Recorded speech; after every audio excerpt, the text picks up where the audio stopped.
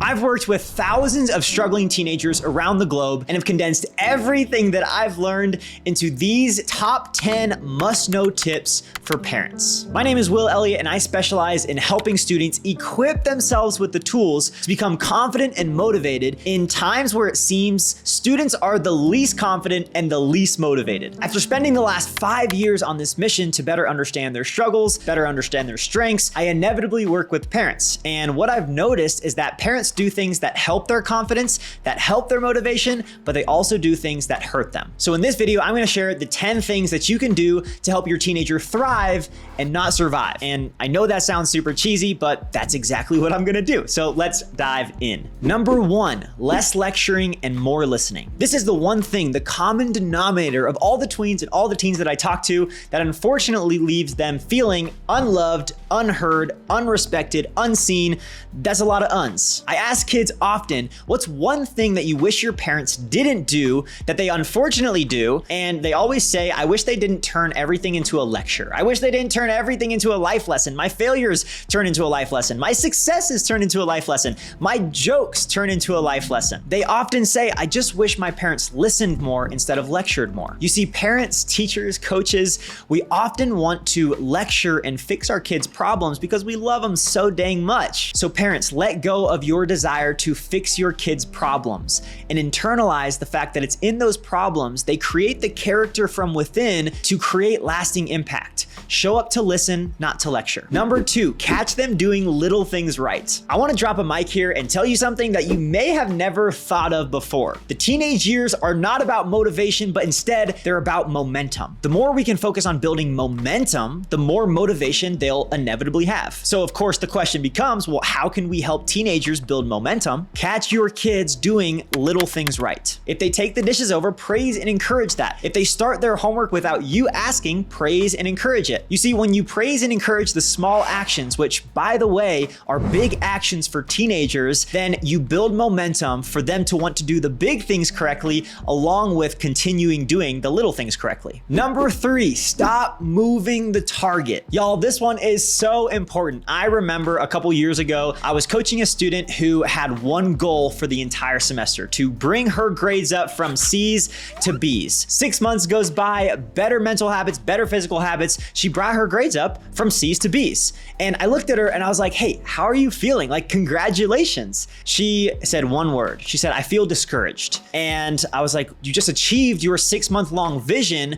Why do you feel discouraged? And with a tear rolling down her eyes, she literally said, well, now my mom and dad just want me to get A's. They didn't really celebrate the fact that I got B's, even though that was their main goal for me. Now they just want me to get A's. Y'all, it completely broke my heart. The parents moved the target of what success looked like without first celebrating the hard work, the effort, the attitude that was put into their daughter getting this awesome goal. Sure, striving for new goals is great and all, but if you are constantly moving the target of what success looks like for your kids, they're not only going to feel as though they're not doing enough, but they're also going to feel as though they aren't enough. So anytime your kiddo achieves a goal, no matter how big or how small, do your best to celebrate the achievement before moving on to the next one. Number 4 is one of my favorites, and it comes from the famous book, 7 Habits of Highly Successful People by Stephen Covey, and it is to seek to understand before being understood. So going a tad back to number 1, kids, more than anything, crave to feel seen, heard, and understood. When you shift your heart posture in your communication with your kid from I'm here to get my point across, I'm here to be understood, to I'm here to understand your heart, I'm here to just see your side of things first, everything changes. And guess what? When you make this shift, you're inevitably going to listen far more than you lecture, which if you've already forgot, that's one of the biggest things that you can do to build trust with your teenager. Number 5, get curious about their internal struggles. One of my favorite quotes goes like this: when you learn that a person's behavior has far more to do with their internal struggle than it does with you, you learn grace. That is so powerful. You see, it's so easy in our world to look at a kid and label them as lazy or shy or unmotivated, when in reality, there's so much struggle that's happening on the inside that's causing those external behaviors to manifest. For example, I was the high schooler that showed externally the most unmotivated, lazy human being alive, whereas internally, I had a deep fear of failure. I had a deep fear that I was gonna let not only my parents down, my teachers down, and my coaches down, but also myself down. So the next time you dislike an external behavior or you feel like criticizing their external behavior, then pause.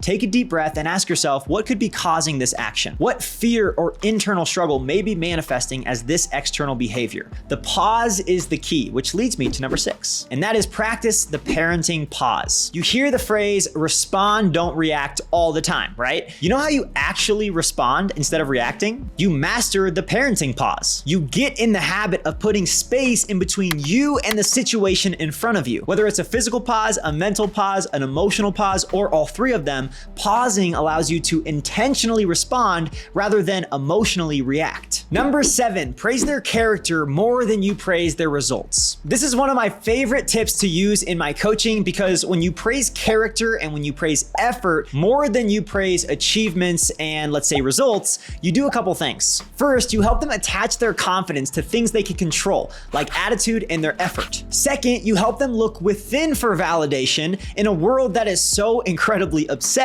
with external validation. When they get good grades, praise the process that led to the good grades rather than just the grades themselves. When they make the basketball team, praise their effort and their energy on the court rather than just the fact that they made the basketball team. Say things like, I noticed how you started your homework right when you got home from school. I'm really proud of you for that. Or I know you've been working so hard in basketball, you should be incredibly proud of yourself. My rule of thumb is praising the character and the process 3 times as much as you praise the results. Number 8, lead by example. Have you ever noticed that your kids mirror you? They do as you do rather than as you say. So perhaps one of the most important things that I coach parents on is becoming the person that you would be proud of your kids if they became. Let me say that again. Become the person that you'd be proud of them for becoming. Whether it's your self-talk, your relationship with others, whether it's your work ethic, be the leader that knows the way, that goes the way, and shows the way. Number 9, this is so important. Get clear of what success means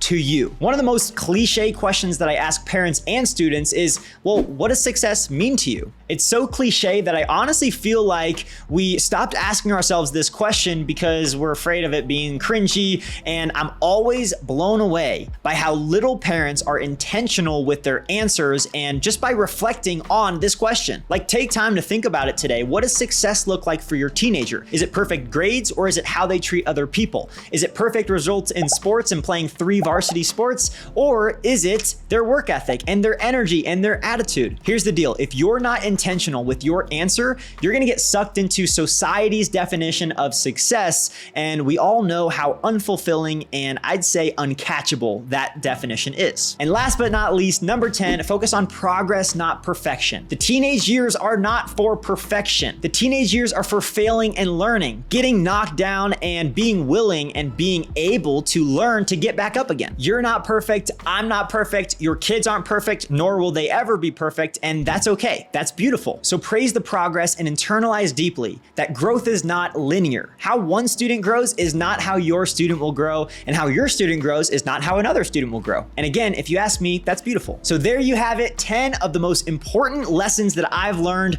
over having thousands of conversations with tweens and teens. And I know that was a lot, but commit to doing 1 or 2 of these in the next 2 or 3 weeks. And I promise you're gonna start to see amazing transformation, not only in yourself, but also in your kid and your relationship with them. If you like this video, I created a PDF and a poster that you can hang up in your home, on your refrigerator, in your closet, to remind yourself to parent more intentionally with all of these tips. Just click the link below in the description and I'll send it right on over to your inbox. That's it for today, and I'll see you in the next video.